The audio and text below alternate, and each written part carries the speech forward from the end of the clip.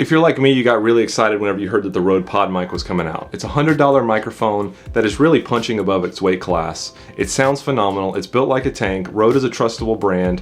A lot of us use Rode in many different areas, whether using one of their NTG branded microphones for indie films or for interviews, documentaries, whatever you use their products for. So I knew I'd be able to trust it. I actually want to get into doing some podcasting. However, I know a lot of people do live streaming, and there's a lot of different uses people have for having a dynamic microphone at their computer stations. For me, I have a PreSonus Audio Box USB 96, which has, it drives my speakers, but also, and it's USB right into my computer. But then it also has 2 channels for microphone inputs. So that's my setup. So the first thing that I wanted to recommend to you is a pop filter, because yes, it does have a pop filter built in, which is something that they use in their marketing. But in my tests, your plosives, whenever you're giving your puh kind of sounds, your words, it was still a little bit too much. So I decided to look into what I could get, and the Rode WS2 actually fits right on there. So this is meant for a lot of their other kind of dynamic microphones, but this actually fits right on the mic. But there's one little tricky thing I do with it. Let me show you what I do. So what I do is I actually don't put it all the way down on there, so you just kind of twist it on. I could put it all the way down like that, and it kind of looks better, looks right.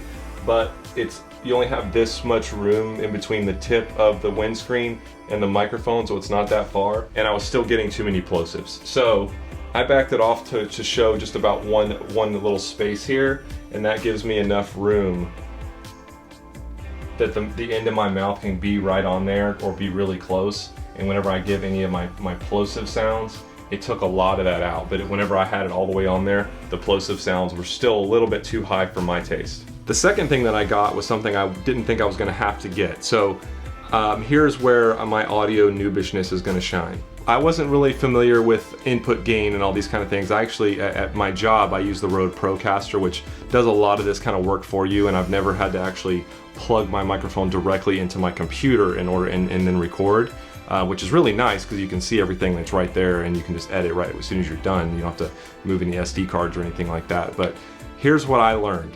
Input volume, the input gain, it plays a big factor. So in a box like my PreSonus here, you have a channel for your preamp. I was having to turn my preamp volume all the way up, which didn't feel right to me. I didn't feel like I should have to completely max out my preamp in order to get a correct volume out of the microphone. So what I tried to do instead was put the preamp halfway and then increase the compressor gain within GarageBand and within the compressor on my microphone. And yes, that works. However, I was having to get my noise gate to be just right. And if you don't know what a noise gate is, it essentially blocks out all noises below a certain level. So all the hissing and stuff that was being introduced by the preamp was getting blocked out only when I wasn't talking. So whenever I did talk, and you've probably heard podcasts or audio like this, to where when they're not talking, it's dead silent, like it should be. But when they do talk, you hear the noise behind their voice. So that's the noise gate doing its job, but it can't do its job that well whenever it also has your voice actually talking as well. And then I actually have a denoiser that I use for videos and stuff like that, which plugins with GarageBand. And I was using that, and I was able to get rid of the noise. But I know whenever you're using a microphone that you shouldn't have to deal with noise within your channel, within your line. So I was like, is it my XLR cable? What is it? And turns out I needed to get a Cloudlifter. I heard that you needed a Cloudlifter for mics like the SM7B and other microphones, and what it does is actually increases the gain of your microphone before it gets into your audio interface. So now the computer is seeing a whole lot more volume, and I can actually see my waveforms, because I wasn't able to see the waveforms on in GarageBand. Even after upping the compressor gain, that doesn't increase your waveforms. It may be just a tiny bit. But if you've edited audio before, you know that you need to be able to see those waveforms so that you can see where the ums and ahs are and exactly where to cut. Or if it's just a straight line, that would be extremely difficult to edit. So that's how I figured out that I needed to get this Cloudlifter. And actually the Cloudlifter just came over, I think Amazon just dropped it off. Let me go pick it up. All right, there it is. The Cloudlifter, which is going to increase the gain on my microphone. It's in turn going to allow me to turn down my preamp volume on my PreSonus audio interface, and therefore giving me a cleaner signal that's going into GarageBand. So this is going to be a must-have item for the Rode Podmic, in my opinion. All right, here it is. So I actually got this one for about 120 bucks. So I didn't have to pay full price. It was on Amazon as a warehouse deal. Perfect. So this is all it is. Just a nice, this is a one channel. They have the different level if you need multiple. This is just the one. So these retail usually for about 150 bucks.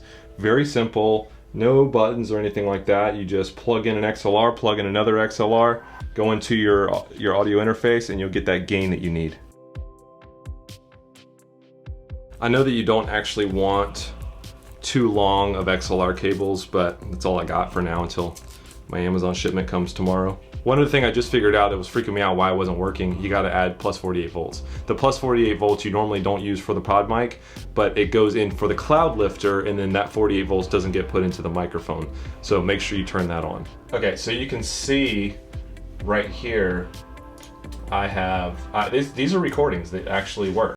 Notes for whenever I actually record this podcast. I actually want to make sure I say something about the you can see I have no waveforms there, so that's my problem. That was my biggest problem and the reason I got the Cloudlifter.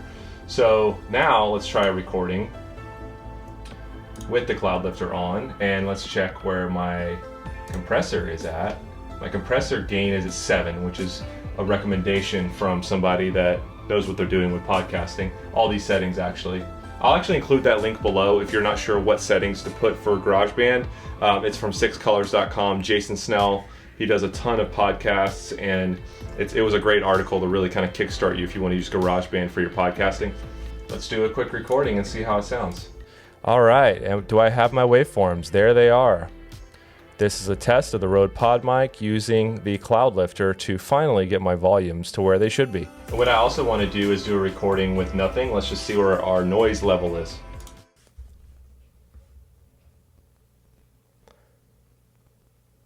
I'm going to take my headphones. Let's actually see if we can hear what it sounds like. I want to make sure I don't blow my ears out.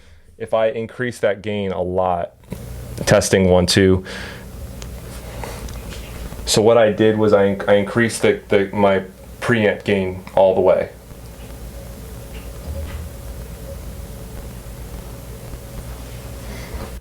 So in the silence there, you should have heard a good bit of noise because preamps are not meant to be fully maxed out. Okay, and I'm going to finish the rest of this video with the audio only from the Rode Podmic. This is not the Deity VMic D3 Pro that I have on my camera. This is purely from my computer in the Podmic going into GarageBand. So let's actually, I don't think my volume is quite where it should be, so let's bump that up a little bit. Testing 1, 2, 1, 2, 3, 1, 2, 3. I'm trying to see where the noise gets introduced.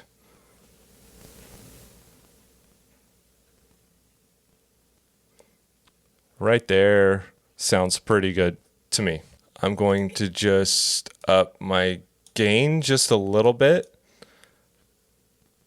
and keep that. Now my volume knob, let me turn this. I was hearing myself back. It's impossible to speak.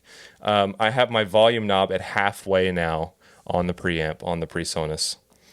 So I think we're good. This is the audio from the Rode Podmic. Again, I appreciate you watching this video, and I hope I was able to help you. Maybe you were somebody that was struggling to find the answers that you were looking for like I was, and I had to do some searching back and forth and figured out that the Rode Podmic just needed a Cloudlifter. If there are situations where the Rode Podmic does not need a Cloudlifter, please put it in the comments below. Maybe there's, if you're using the Rode Procaster, which is their mixer board for podcasting, I know this mic was kind of made in conjunction with that, which I actually use at work. I guess you don't need it for that, so it might do its own kind of whatever the Cloudlifter does, where it bumps it up. So let me know in the comments what it is, and I'm excited to learn a little bit more about audio. So anyway, I appreciate you watching, and I'll see you in the next video. Please subscribe.